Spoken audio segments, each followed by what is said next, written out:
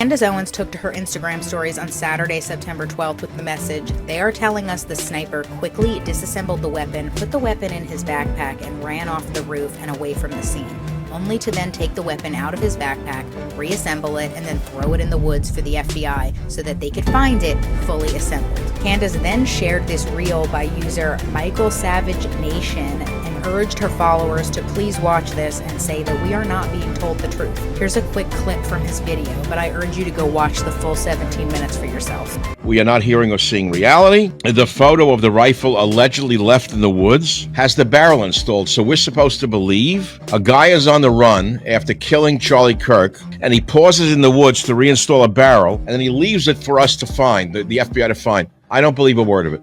I shouldn't do this. I know I'm putting myself at risk, but I can't take it anymore. I can't take the bullshit from this fucking government. It's lying to us.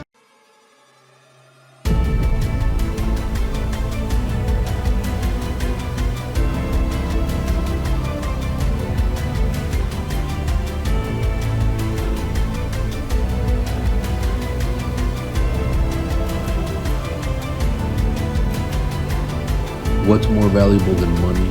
It's attention. What's more valuable than attention? It's power.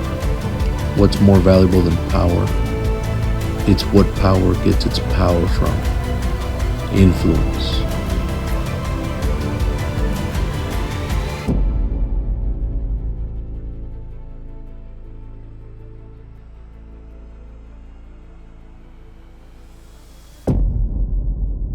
A discussion with some of his like turning point like heads from these campuses, and he had a little forum with them, and he was asking all the questions. Yep, I saw that. And it was just like, that's the thing. It's like he was asking them the question, the kids, and he goes, "Guys, is our unconstitutional support, our blind faith to Israel, is it supported?" And the kids themselves were going, "No." They were like, "This is wrong. Like the way we're supporting Israel is wrong." They were against AIPAC.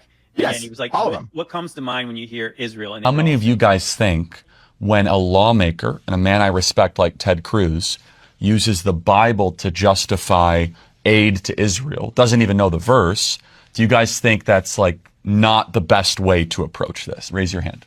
Okay. I think Ted Cruz used Genesis 12:3. I think a lot of people see that as off-putting when you look at the New Testament. Why? Because I think a lot of people, they look especially at the writings of Paul, where he talks about how the new flesh is not the same as the people in the old covenant. The new flesh is everybody, is everyone's included. Talking about Romans 9. Yes, 9:6, yeah. Are you Catholic? Converting Catholic from Judaism. I can tell. This is my next Oh, from Judaism? Yes. Oh, wow. So you're ethnically Jewish. Ethnically Jewish, yes. And you have concerns about AIPAC. Yes, I do. I'm told that by some people that if I criticize AIPAC, I'm anti-Semitic. I think it's ridiculous, yeah. I feel like it's great to have a concern for your country. But it goes to the point where if, for example, if I have less ability sometimes online to criticize the Israeli government without backlash than actual Israelis do. It's been so unfair. They were coming after you after Turning Point for, among other things, that you had Dave Smith there. Dave Smith is allowed to criticize Israel. You had both sides. The Israeli side was overrepresented. No, you're not allowed to. It's even worse than that. Like, I host a person that I moderate the debate of, mind you, right? And I give equal time to Josh Hammer, equal time to a pro-Israel advocate, and my moral character is being put into question. And so I think it's a hyper paranoid, like we're just going to try to, we're going to just stamp out everything type of practice. It's there's some rule you can't go there when it comes to Israel. Well, you and I believe that we're Americans and Americans first, period. End of story. We are citizens of this nation, okay? That's right. Israel, we have funded, we have supported, not like we're going to, but we're like, honestly, the way you are treating me is so repulsive.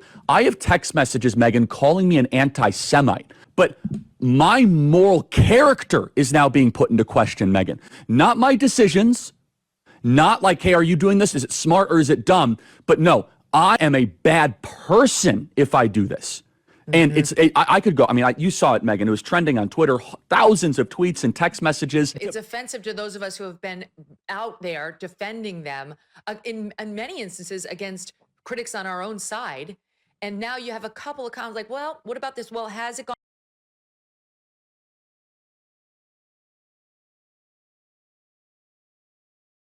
And one thing a friend sent to me, interestingly, which is, okay, Charlie, we've pushed back against the media on COVID, on lockdowns, on Ukraine, on the border, on, so like, maybe we should also ask a question. Is the media totally presenting the truth when it comes to Israel? Just a question, you know, that maybe we shouldn't believe everything the media says, because I know I've been conditioned to ask a lot more critical questions over the last couple of years.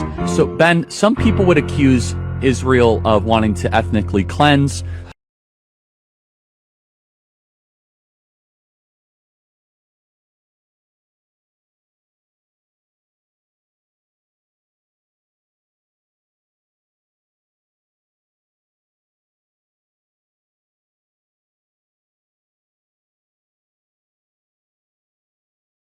All you conspiracy theorists out there, I don't want you going crazy, but what are the odds that George Zinn, the patsy that was arrested at the Charlie Kirk assassination, also saw 9/11, he saw the planes fly into the buildings and called that in and reported it, and then he also called in a fake terrorist attack at the Boston Marathon bombing, and just so happened to get arrested at Charlie Kirk's event. So Tess Keyser, she responded to this tweet. She says, Grok is a guy really involved in all three events like this post claims. And Grok fact checks and goes, based on a review of multiple sources, George Zinn was a witness to the 9/11 attacks, and he described seeing planes hit the towers. He was also arrested in 2013 for emailing a bomb threat joke to the Salt Lake City Marathon shortly after the Boston bombing. He pled guilty to a terrorism charge and somehow magically only received probation. He was also detained and questioned as a person of interest at the Charlie Kirk assassination on September 10th, 2025, but released without charges relating to the shooting.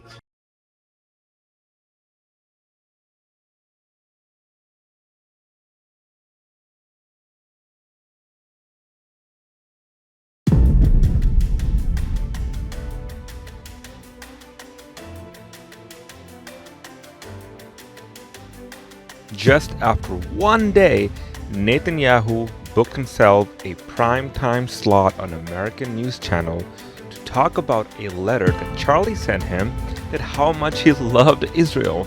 Watch this clip. He said, he wrote me a letter on May 2nd this year. He said, one of my greatest joys as a Christian is advocating for Israel and forming alliances to defend Judeo-Christian civilization. A few weeks before. Except that's not what happened. Candace Owens, who's actually a very good friend of late Charlie Kirk, exposed Netanyahu, calling it BS. She says the man literally booked himself on an American primetime show and held up a letter to represent it as a love letter to Israel. He did that intentionally. It was naked deception and propaganda. Let the world hear Charlie in his own words.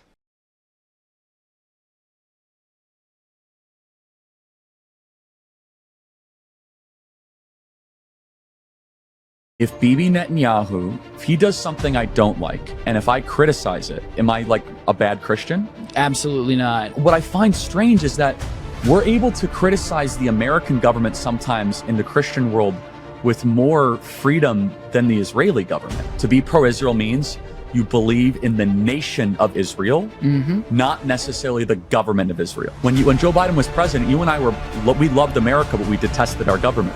And those two things beautifully coexisted. Yeah, you never once said, "Hey, I'm out on America." On of America, course it was the opposite. Exactly.